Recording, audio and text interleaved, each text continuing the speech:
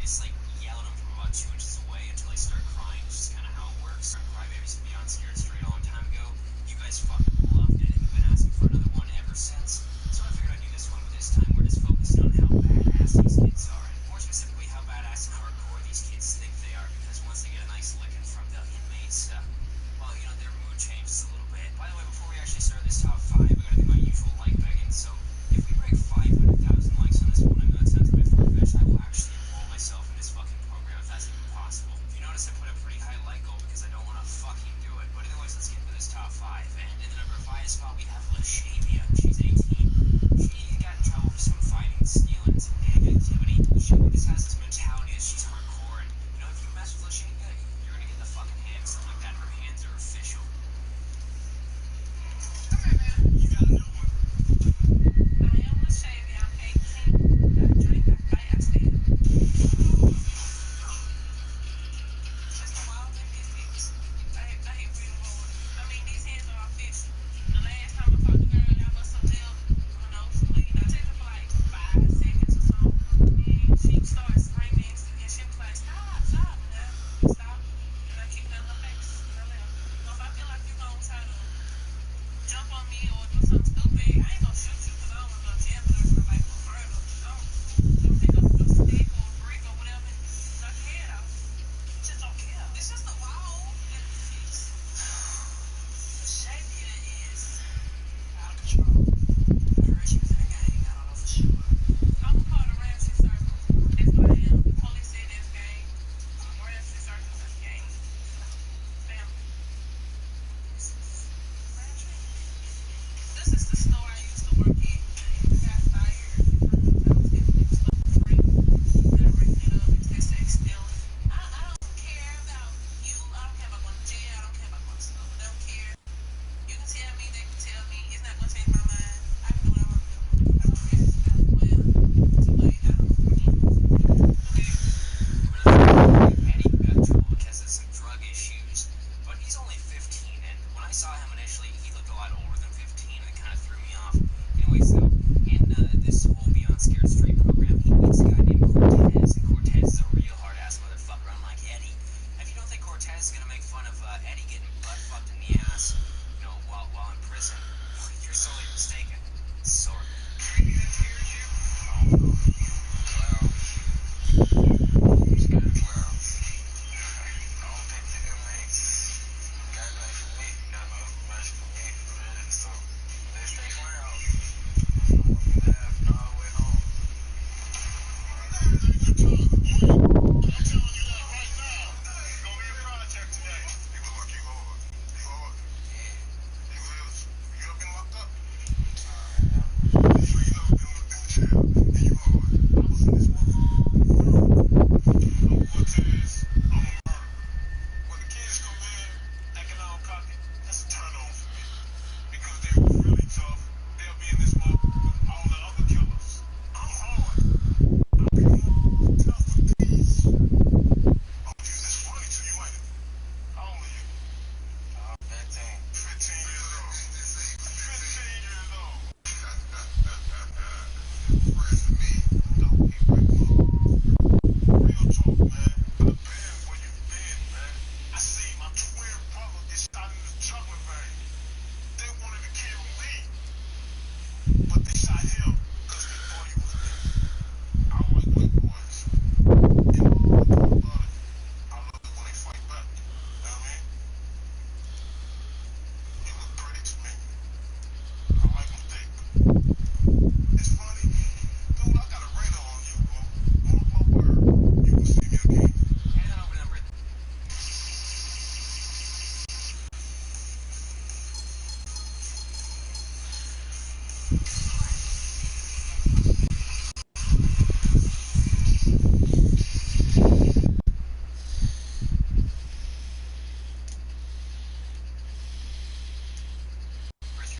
Gary was 16 and got in trouble for fighting, drugs, and weapons, and his nickname is Bam Bam. This kid looks really retarded, but he's gonna around his nickname once I played a clip, and he with a really shitty ass annoying grin. It just makes you kind of want to hit him. And he puts that grin on the whole time when anyone's talking shit, trying to grill him for anything that he's done.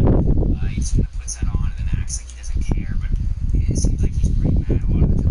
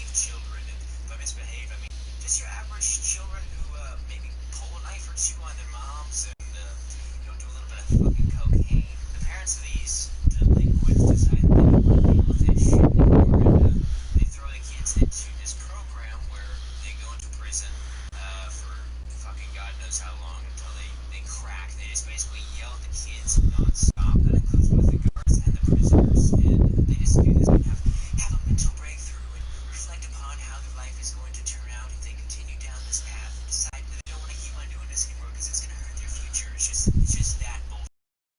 You go home and everything's all better and there's no more problems at home. They get their chicken tendies regularly because they're good boys and they get their good boy points to trade in for those chicken tendies, and it's all just a great big shebang afterwards.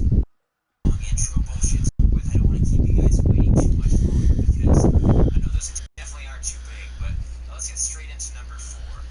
Did I just say I said number fucking 4? I meant to say number 5. This is just one of those problems. You guys don't understand my struggle of being a top 5 or top 10 channel. It's a hard life, and I hope you understand that I'm being fucking sarcastic, but let's go ahead and get into number 5.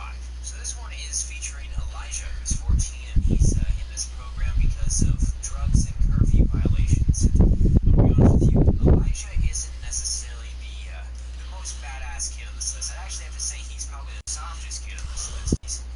He's more just in here because I thought his shit was really, really fucking funny. But let's go ahead and meet Elijah. I'm really curious about what his fears are. If I was a prisoner, the hardest part would probably be the other people wanting pleasure, because I don't want that. So I think Elijah's a very interesting guy, and I definitely don't think that he's going to get made fun of for, anything that involves what he suggested in the last clip. That certainly would be something that a bunch of prisoners in prison who are trying to scare a little 14-year-old boy would do. I mean, certainly, that's just crossing the line. Now, once again, I do have to clarify that my opinion is not actually what I'm saying. That's called sarcasm. I do have to clarify this whole sarcasm thing basically every single fucking video, because really, about 90% of you seem to not understand it. I continue to explain. So what I meant by my original statement is that, yes, he's going to get made fun of about a rape.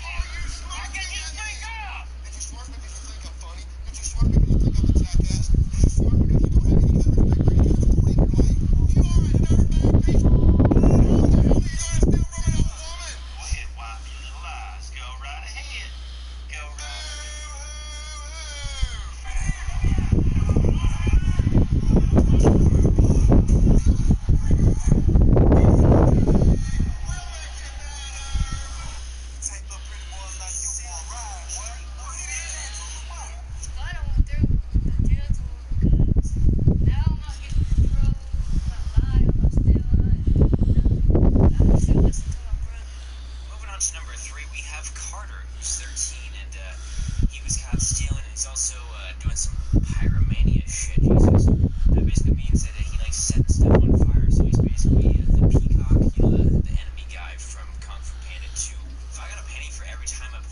edgy joke out of my ass, I'd be one rich motherfucker, to be honest with you. But Carter here, he thinks that he is one tough kiddo.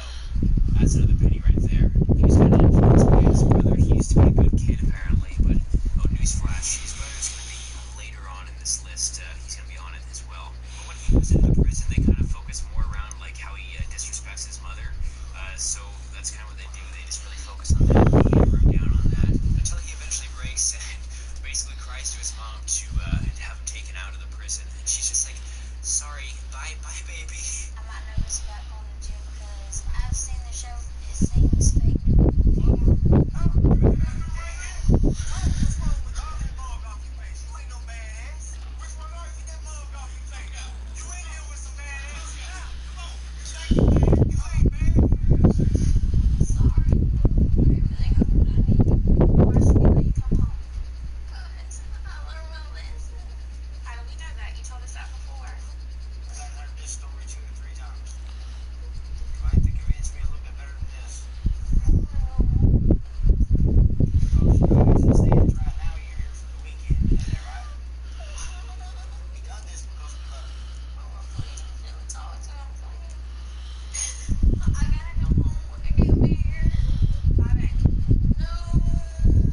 Next up in the number 2 slot, we have David. And this guy is definitely probably, hands down, one of the most aggressive, I would say, of all the people on this list. He's very verbally aggressive and physically aggressive, and he's definitely a big kid. He's not the type of person you want to step in front of, for sure. Or at least that's my thought process, because I'm a fucking 150-pound white boy, so I'll pass and get my shit kicked in. But he holds pretty strong until eventually one of the guys who's pretty hardcore starts going at him about how he disrespects his mom. David, unlike some of the others on this list, however, doesn't just start bawling his eyes fucking out. He only sheds 1 or 2 tears because he's hardcore. Anything in your pockets? I'm sorry, what? Just now. Take it out. Where'd I put it? I don't really give a where you put it. You do what you're told here. You understand that? I know you're talking to. You're not talking to me, miss. You mean you just fuck with your pants? You be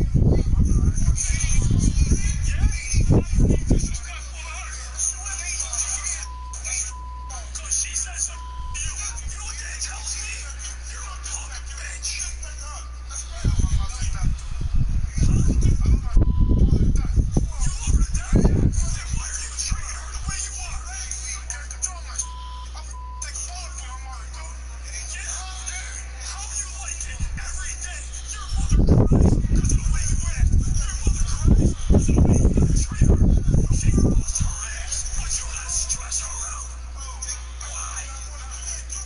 Finally, in the number 1 slot, we have Matthew, who's only 12, and as you remember, I said before, he's the brother of, whatever the fuck another kid's name, I don't give a shit. But he's in here for some gun theft and domestic violence, and I actually went back and looked at who the other kid's name was. His name was Carter, so there you go, now I'm being responsible. But Matthew's definitely the worst of the two, because, I mean, just watch this clip, okay? His brother sells him out basically straight from the beginning. You two brothers ain't which one's the meanest? Him. Why?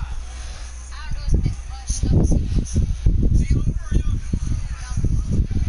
Honestly, some of the things that this kid has done, it really baffles me. I mean, shit, the kid has pulled a fucking knife on his mom, and then he's stolen a gun and a bunch of other stuff. It just really is crazy what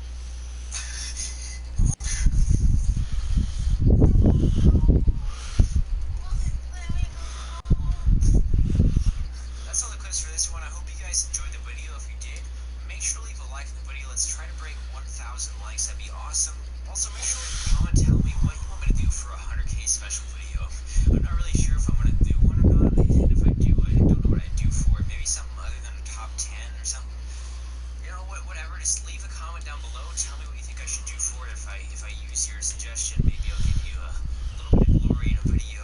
But once again, thank you so much for 100,000 subscribers. Heck, I actually have 99,000 right now at the time I'm commentating this, but I'm gonna assume by the time I upload it, I'm gonna have 100K. So that's really, really fucking awesome, guys. I mean, yesterday, which was Sunday for me, I actually got over 10,000 subscribers in one day, and I can't thank you guys enough for that. That's so fucking cool. But anyways, once again, guys, thanks for watching. Shebang, bitches.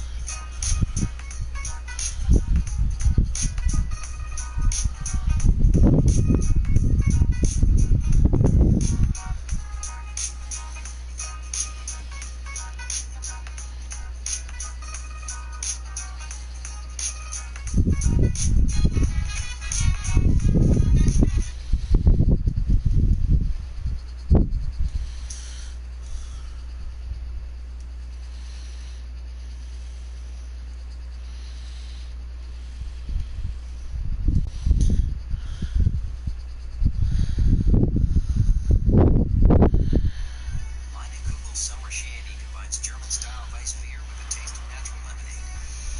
It's as refreshing as refreshment gets. Mighty Cools. Welcome to the mighty side. Hey everyone, it's Trent Crave here, and in today's video, guards and officers' lives. And for whatever reason, these officers were either getting attacked or they were having a heart attack or some fucking thing like that. And these inmates went and stepped up their game and saved these officers' lives. Hadn't stepped up, these officers could very well be dead, and for some of them they would be dead for sure. Now, even though saving a guard or an officer is a noble said, I just thought it was funny because pretty much every single person that did this on this list actually got their sentence reduced. So if you ever get into a little fucking pickle, maybe you're stealing a lady named Nancy, your neighbor's fucking cookies from her cookie jar or something like that, and she calls the cops on you and you get arrested, just go ahead and save an officer and you get a bit of time taken off of your sentence. You get out of there real quick, just a little bit of probation, shit like that. That's kind of a pro tip right there. But anyways, before we actually get into this list, I really appreciate if you guys leave a like on the video. We can break 7,500 likes. That would be insanely awesome. I really appreciate that. But let's go ahead and get into this top 5. And then number 5, so I've got one that's not super crazy, but this guy was in booking, and then all of a sudden this police officer just completely collapsed, and he started yelling for people and eventually got some help. While booking Rutledge, Officer Folks collapsed to the ground, clutching his chest. Even though he was handcuffed, Rutledge didn't hesitate to assist the man who had put him in cuffs in the first place. Rutledge can be seen walking towards Folks. Quickly, he tries to notify anyone within shouting distance. Unsure if he's being heard, he kicks the gate security door of the booking office. Rutledge was successful in alerting Sergeant Todd Bunning, who radioed police dispatch for help. Officers Raymond Ketchmark and Robert Norvis responded to the radio call. Nose removed Folks' shirt, and Ketchmark used an automated external defibrillator to jumpstart Folks' heart. The fire rescue team eventually arrived and took Officer Folks to nearby Broward Health Medical Center. Folks survived. Doctors at Broward stated that Rutledge's decision to take quick action and notify the other officers ultimately saved Folks' life. Moving on to number 4, we've got an inmate named Antonio Brown, who saved a guard from getting attacked. That's a crazy one, but I just want to say this real quick. You know how I said before that if you want to get out of jail early, you just need to save somebody from getting attacked or something like that? Well, apparently this is like already a fucking thing for people who have like life sentences, and they do that every once in a while. So I went down to the comments and I found this comment from a guy named Hong Chung, and it said, true story, while serving time, talk show host Petey Green convinced another inmate to climb to the top of a water tower and pretend like he was going to jump. Green then proceeded to talk him down, and he was awarded time off his sentence for the good deed. So apparently people already fucking do that on purpose. I just thought that was kind of funny. I'll see what the judge says, Brown could walk out of jail. Problem is, he's wanted on a probation violation out of Indiana, so he'll stay here at least tonight. That raises the question, does his good deed outweigh his criminal past when it comes to sentencing? First of all, I want to thank you personally on behalf of the judicial system for stepping in and probably saving this corrections officer's life. With that, Circuit Court Judge Mark Trusack gave Antonio Brown a get-out-of-jail-free card, at least in Kent County. The judge crediting Brown with helping save the life of a Kent County corrections officer attacked by a fellow inmate last Thursday. Sir, I think this was something that you did that was heroic, that was brave and honorable, and I think it needs to be taken into effect in your sentence. Sheriff Lawrence Stelma says Brown was the first inmate to reach the officer and was the most active in helping her. Stelma called the judge and asked if he could do anything for Brown. The judge made the final.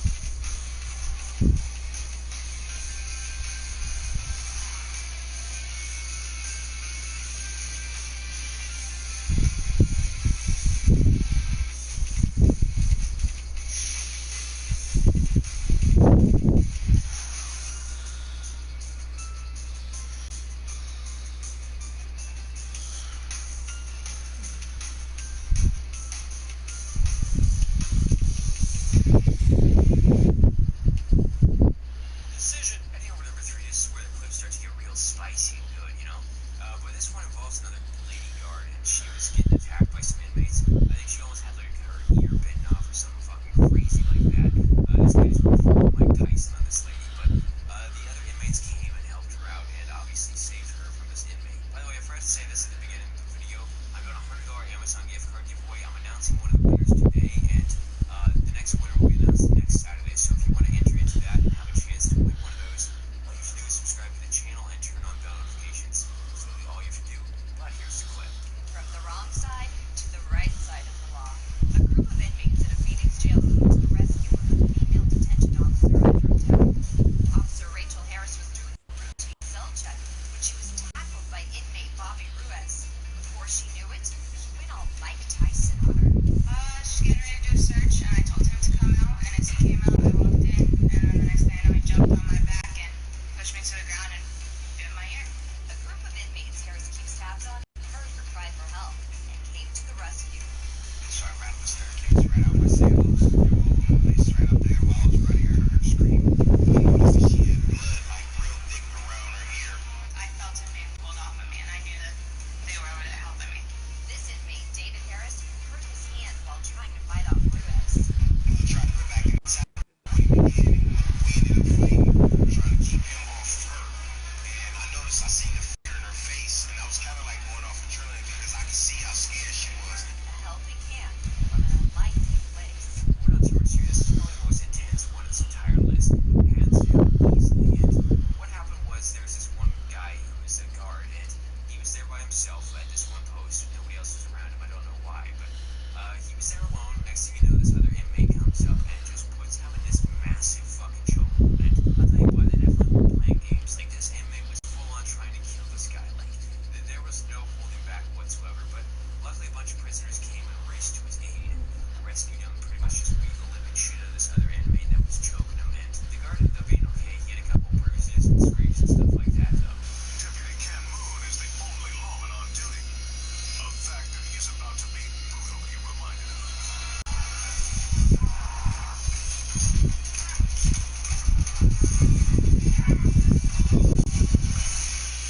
Out of nowhere, one of the cons charges behind the desk.